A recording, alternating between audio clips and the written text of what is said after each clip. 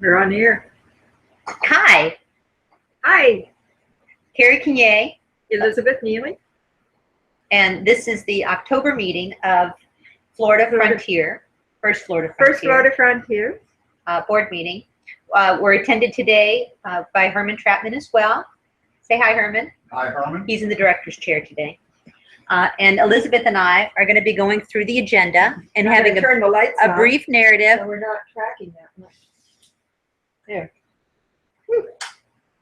There we go. Much better. Yeah? Can you see us now? Yeah.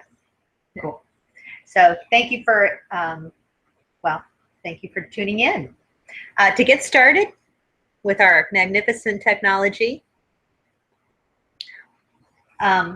we'll introduce, it doesn't look like we have any live viewers, so we're hoping that during the course of this broadcast we'll have some live viewers, but being that this is our second trip to the Hangout Rodeo, we're just happy to be, broadcasting. So We'll muddle through. it took us a couple of times. Go ahead. Okay, well, we want to discuss some old business. Here, you need to sneak in a little more into frame, Okay. as the pros say. Some of the things that we have done in the past. We were at Deco Fest. We'd already talked about that last month. But coming up, we're going to be receiving our grant from the Gulfport Merchants Association. From the monies that they raised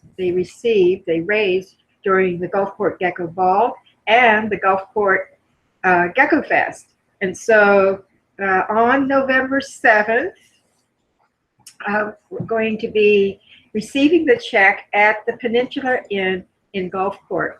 And they've requested that as many of us that can show up, and if we can we show up in our period clothing, because they're really very excited about what First Florida Frontiers is doing and bringing history alive in the Gulfport area.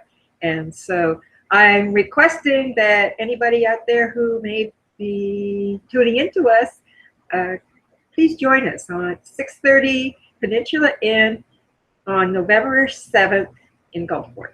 That's right. And that Peninsula Inn, if anybody needs directions or if you need a ride, don't hesitate to contact us through firstfloridafrontiers.org or through our social media pages, Google+, Facebook, all of that good stuff. And we'll be happy to work something out because we would like to get as many people there as possible. Yeah.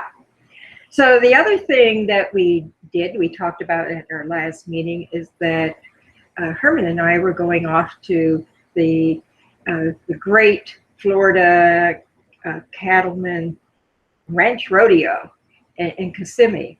And we did. We went there and we hung out all day under a tarp, under a fly, and we interpreted 16th century cattle camp.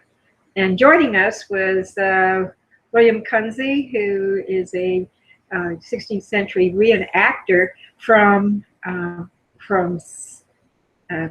Orlando.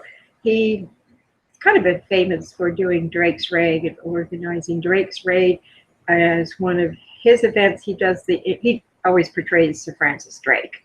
And the other thing that he does is the Searles Raid, a later 17th century raid on St. Augustine. They just couldn't leave St. Augustine alone. It's always being raided by somebody. Anyway, so the three of us interpreted the cattle camp. We brought out armor. We brought out all kinds of other accessories. I brought things that women would have in their kitchen. And we talked about Pedro Menendez de Avila being the first cattleman, and how he didn't allow people to eat his cattle. They were his people, his settlers that in St. Augustine were really quite chagrined by that. Weren't you telling me that one of the women in that campaign actually starved to death? Was that campaign? In that time period, I'm not quite sure whether it was then or a little bit later, but there was a woman that just didn't want to eat the scum and vermin of St. Augustine. All that icky fish. All that icky fish and seafood and oysters and all the great stuff that they had there. And of course, venison, that was really beneath her to eat. She'd rather have salt pork from Spain to eat. Or bacalao. Oh yeah. What do you remember from the ranch rodeo?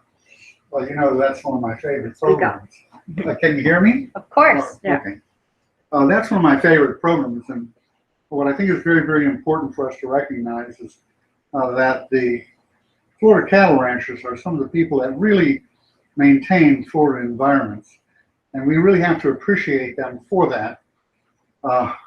They're the ones that hold on to that landscape out there, and it's a lot of work. It's a tremendous amount of work to maintain these big ranches. But I just like the diversity of the people, and I like their stories about ranching in Florida. Florida is very different. If you expect Florida to be anything like Texas, it's just absolutely not. Dogs are one of the primary parts of a Florida cattle camp because our cattle live in scrub, and you're not going to be able to get through that very easily. And so dogs really help that whole cattle industry run properly. And also, that whole attitude of the Florida cattleman is very, very different than anything out west. It's a whole different world, whole different environment, and a whole different approach to ranching. A lot of people really forget that for a long time, Florida was the primary source of beef in the United States, one of the primary sources of beef. And during the Civil War, of course, it's exactly what kept the Confederacy on its feet. Without the Florida cattle industry, the Confederacy would have collapsed a lot earlier. Right, because the beef was on the hoof. You Right? live on food. That's what it's all about. Is we all need the food, Yeah. and An army. that cattle industry was absolutely fabulous. Weren't they shipping cattle out of Tampa at that time? They were Wasn't it shipping James them out of Tampa and Charlotte Harbor.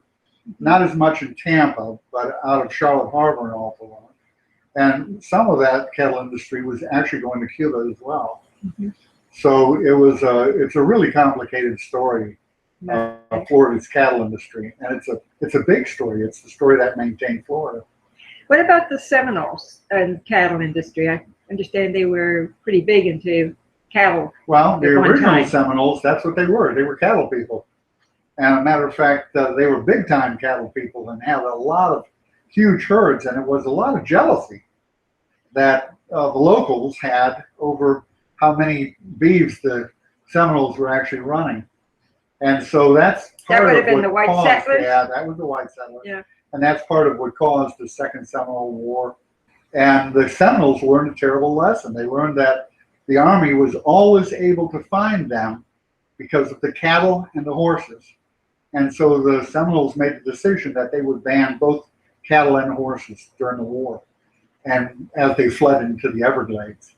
And it turned them from a cattle raising people to a people who avoided having cattle around them and horses around them. And that's a strange story when you think about it. That was introduced later in the 1900s to try to get them back into the cattle industry. And they became, again, the biggest. They are one of the biggest cattle producers in the state of Florida today.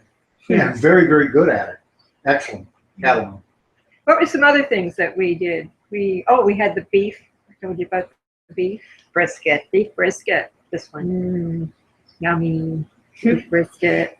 Some of the best barbecue brisket you can get. And they had representatives from, I think it was only 5 different counties this time. A lot of people didn't make it, but I think that's because it was, that there were just too many problems at that time.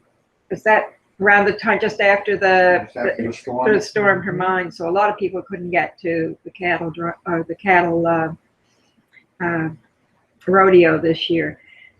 But those that did really did it up fine. And then there's one family or a group of people that come in every year and set up a table where they're serving up swamp cabbage. And it's all free. This was all free. The swamp cabbage was free. It was $5 for as much brisket as you could put back. That's still quite a deal. Yeah, it was. And then the brisket, you had to vote in which booth you liked the best. And there's usually one I forget the number of the booth, but he usually wins every year. And I can tell you, that brisket just melted in your mouth. It was so delicious. So tell me about the swamp cabbage. How did they prepare swamp cabbage? They had 3 different ways they prepared it. They sauteed it with bacon or something, and then they did another one which was boiled and had some bacon flavoring in it. Does it And look then cabbagey, or is it? Yeah, more it of does. a- It looks like really well cooked cabbage, you know. And what it is the heart of palm. They have to kill the tree in order to get it. But it's most of it is harvested now from when they're clearing land. So they, whoever's clearing land, they collect the cabbage from that. The third recipe, which I thought was really different, I hadn't had that before, was swamp cabbage hush puppies. So they were good. They were delicious. It's like the deep fried Twinkie of hush puppies, Yes. right? It was wonderful. Swamp That was cabbage my hush favorite. puppies? Yeah, swamp cabbage hush Wow. puppies. Somebody had to eat them, I helped. I helped a lot. That's what you do. Yeah, You're a helper. I am. I pitch in wherever I need it. What else did happen there? They would do lots of demonstrations in the arena itself. They have the Silver Spurs Arena is a very big modern arena, and they do all kinds of demonstration skills of what a Florida cattleman would do. You don't think of this kind of a rodeo as bucking broncs and people trying to stay on a what is it, a bull bucking bull and stuff like that. A generally compromised bull. Yes.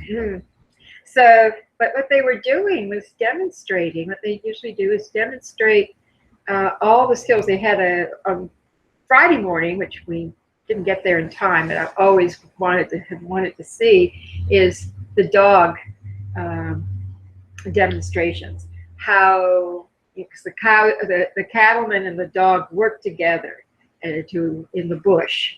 And Herman, maybe you can talk about that a little bit more. Well, it depends on the trainer, the person that's running those particular dogs, whether they're going to run them off of the head or the back of the cattle. But dogs are super well trained, and they know exactly when to move a cow a certain way. And when cattle, what you're doing is you're trying to create a herd so that you can get those beans to market. And what happens is cattle really don't want to do that. They're not interested in forming a herd and coming out of the bush and behaving themselves. What they want to do is they always want to escape back into it.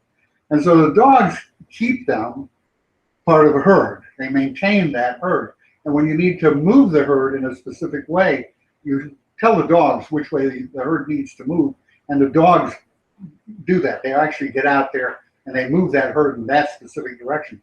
So your dogs are always a part of what you're doing out there working those cattle. And of course, cutting cattle, when you have a group of cattle and you're needing to take care of them, the truth of it is we have screw fly and things like that in Florida, and you have to take care of those cattle. You can't just go out there and collect them together and then take them to a place and they're going to be butchered and things like that. No, it doesn't work like that. It's a complicated process, and it requires you maintaining the health of those cattle.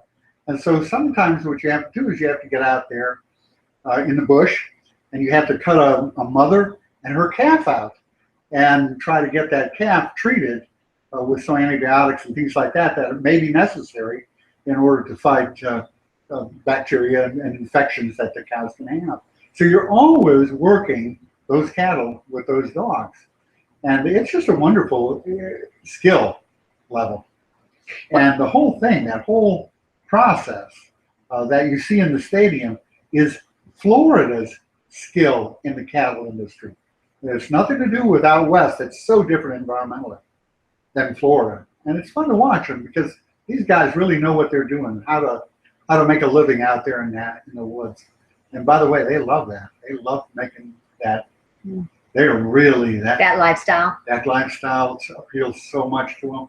They're really out close to the earth. Very close to the earth. Very in love with getting up early in the morning from camp where you've been sleeping on the ground all night and getting up and dusting yourself off and getting ready for a day's hard work. And it is hard work, and it's a full day. Right, starts at dawn. It's truly, oh yeah, it Ends at starts dusk. just as the sun begins to peek across the horizon, it starts, and it doesn't end until that thing goes down again. It's a lot of work. Well, let me ask you, what do they have a certain breed of dog that they use, or do they tend to? Yeah, they definitely do. Is there like Yeah. family lines that they have? Yeah, it's called Yeah. a cur dog. That's called a cur, and it doesn't mean, it's not a negative term. It's just what they call them, and it's definitely a very specific breed, and those dogs know. Those dogs are fabulous at what they do. They really are. Yeah. And there's no, the whole point of this is to get everything healthy to market.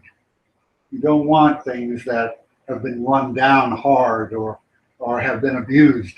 You want everything to be as healthy as you can possibly get it to market. And so that's the whole point of it. There's no cruelty. You don't see the cruelty. It's not there. And when you go to their rodeos, you don't see the animal. There's no such thing as animal cruelty at all. Actually, it's a lot of fun. Yeah. They have races and Skill. skill It's level. all based on Yeah. demonstrating All skill. skill. And one of the things that I think is so much fun is they take wild cattle, wild cows out of the forest, and they bring them into the stadium, and the cowboys have to catch them and milk them.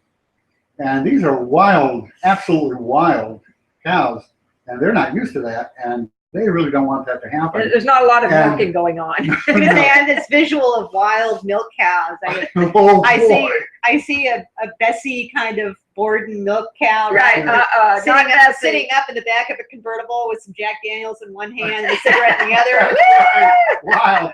Actually, that comes about close to it, because these are not cooperative ladies. They No. really are not cooperative. They basically it's- sit on it. Yeah, sometimes they do. They just simply, we watched one where one of the cattle just absolutely sat down, and that was the end of it. I mean, You weren't going to be able to get they her weigh out of it tons. at all. You're not going to get that cow to move. And they're probably actively nursing calves, Ooh. right? Yeah. Yeah, and So they're it's- very serious moms. These aren't forced dairy cows. These No, are actually lactating These are moms. lactating Well, moms. lactating mothers. I Mothers, should be right. anthropomorphized. And so they're pretty serious gals.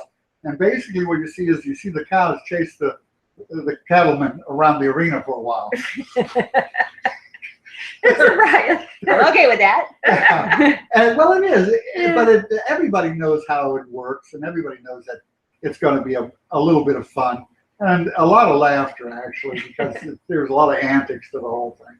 Yeah. So that's what our rodeos are so different than some of the rodeos that you get visions of out west. Sure. Yeah. Ours are very specific to Florida. Well, I mean, cows, I hate to monetize it, but that's an asset. That's the Oh, yes. cornerstone of their Oh, yes. businesses. Oh, yes, it is.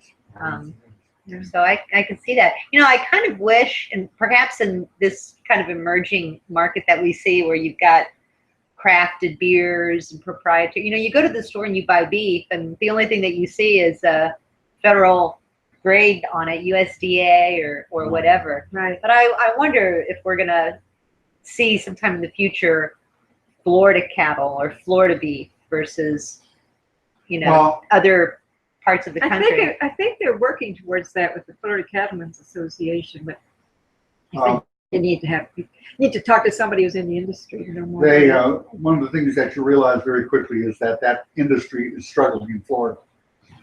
There's a lot of development happening, and the development is narrowing the ranch areas, and they're losing a lot of environment, and they're really struggling to keep these ranches going.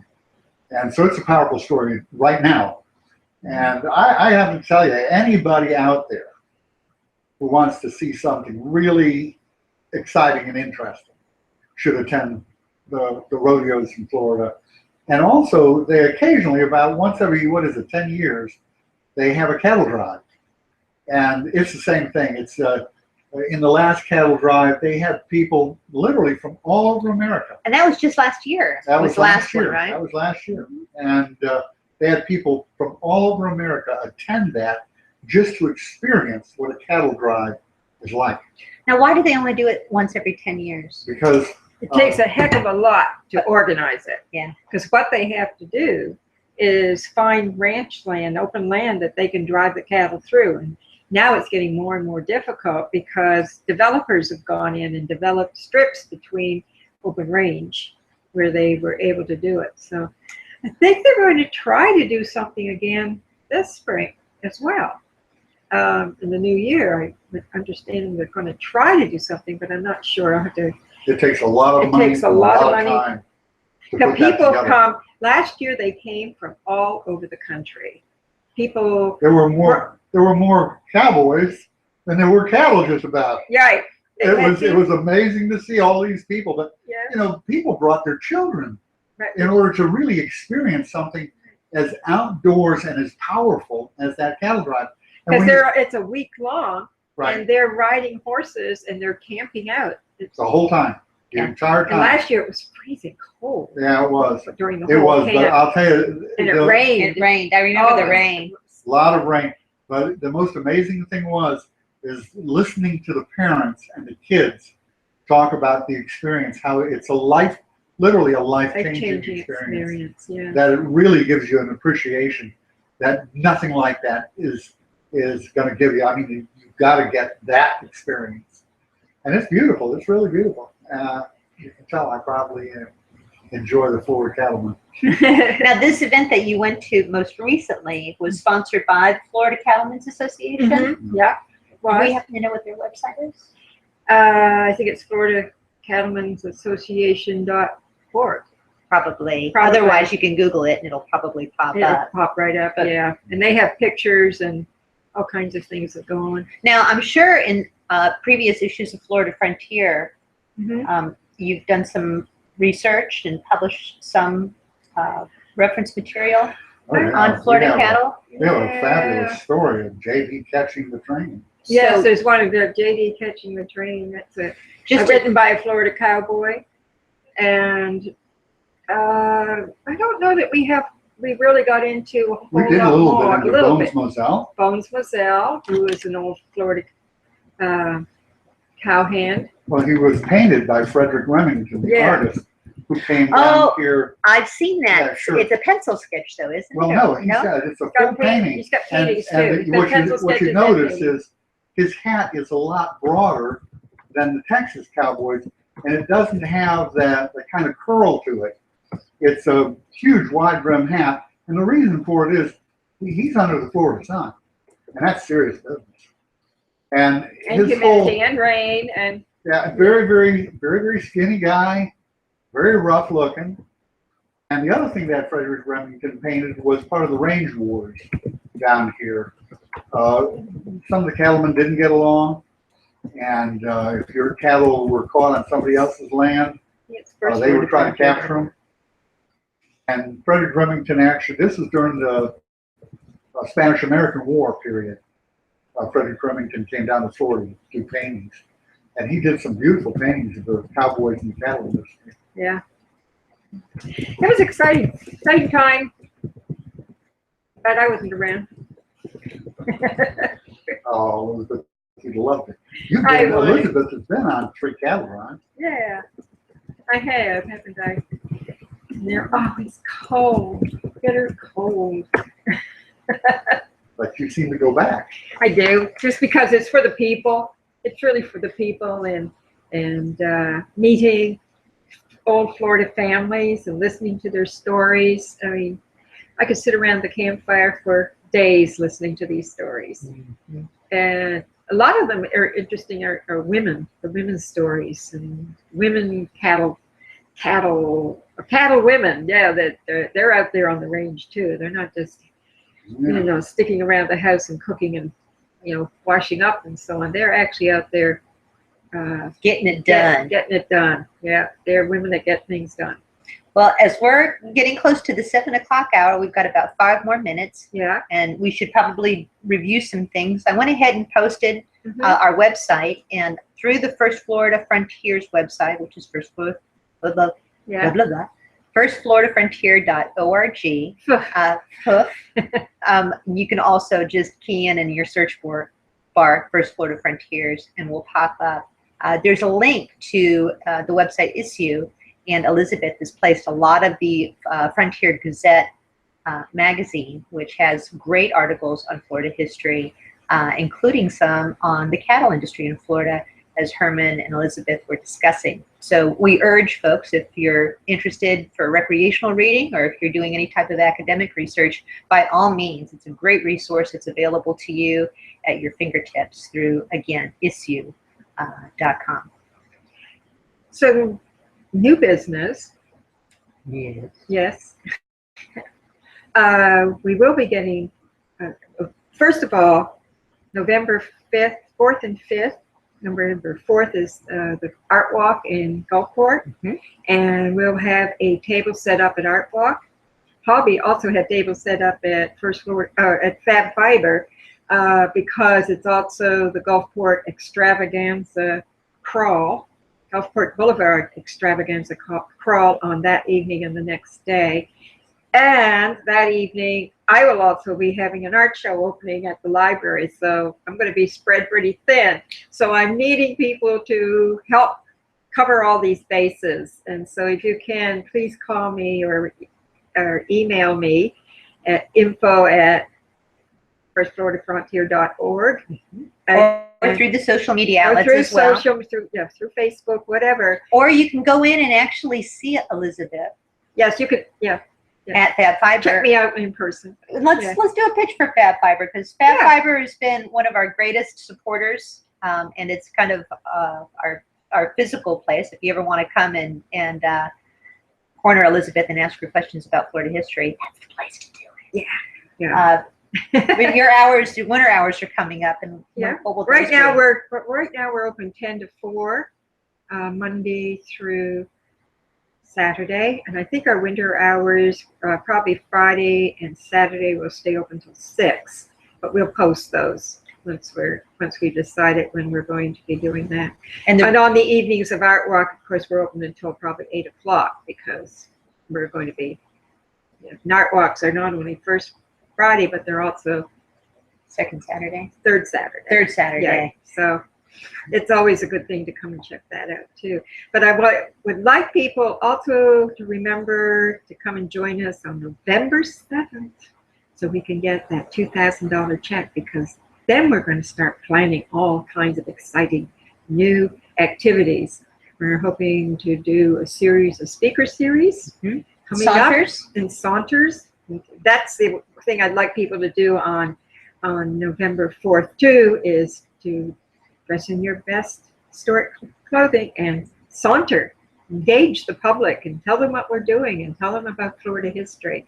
And that's going to range from 16th century or even prehistory Florida, the Native Americans, through to mid 19th or 20th century. We can go right up, I'm thinking maybe up to the Second World War period, because that was important here too. And don't hesitate. If you're on the fence and you're like, gosh, I'm not really sure if my idea is going to be in context, pick up the phone, direct message us, communicate. We're very friendly, and we really encourage participation. So by all means, don't hesitate, ask, and we'll work it out. Yeah. One of the final things, Elizabeth is also going to be at Art Pool, which is a local venue here. They're celebrating the Day of the Dead on the 15th of October. Yep, this Saturday. That would be this Saturday with a fashion event. And those are always well attended and a lot of fun. Body painting. So not me. I'm not being body painted. I'll be fully clothed with a mask, so you won't see me blush. She's the design mastermind behind, behind many things that have gone through Art Pool. Yeah. But by all means, keep that on your calendar and consider attending. Art Pool is in the Grand Central area of St. Petersburg. 2030 Central Avenue. That's right. If anybody's familiar with downtown St. Petersburg, it's right around the same latitude on the grid as Haslam's. It's just over on Central. It's just across the street, yeah. But it's well worth it. Marina Williams is the owner, and she's awesome. Awesome woman. And it's a great vector for creative people here in St. Petersburg and within the Central Florida area. So we really want to support them and hold them up as well. and thank them because they've been really awesome to us. Yes. Anyway, You got anything else? I think that's it. If anybody has any questions, just please remember you can contact us through email or social media. And we hope we'll see you next month. And so what's the date next month, you know? For For our meeting. November. always the second Wednesday Second Wednesday, yeah. of the, is it second Wednesday, right? Second Wednesday. Are we sure it's not the third Wednesday? Second Wednesday. Isn't this the second Wednesday? Eventually, we're going to get this down to a science, folks. It's going to be huge. Used to be second Tuesday, but we moved it to second Wednesday. Oh well. Just to keep you guessing. Yeah. But without further ado, we're a little bit after the hour now. It's 7 o'clock. Thank you so much for paying attention to us as we kind of get skilled up on this new technology thing. If you have subjects that you'd be interested in hearing about, please submit them to us, and we'll cover them. If you have questions about history, by all means, we'll even put together some visuals because we can do that with this Google Hangout YouTube thing. And of course, you can always ask Herman questions and we'll get his input as well. So don't be afraid to ask questions because we love to hear from the base, and we love to engage people that are interested in Florida history. Without further ado, firstfloridafrontiers.org. Thank you very much for Harry K. Name. Elizabeth Neily, Neily-Trappman. Be well. Good night.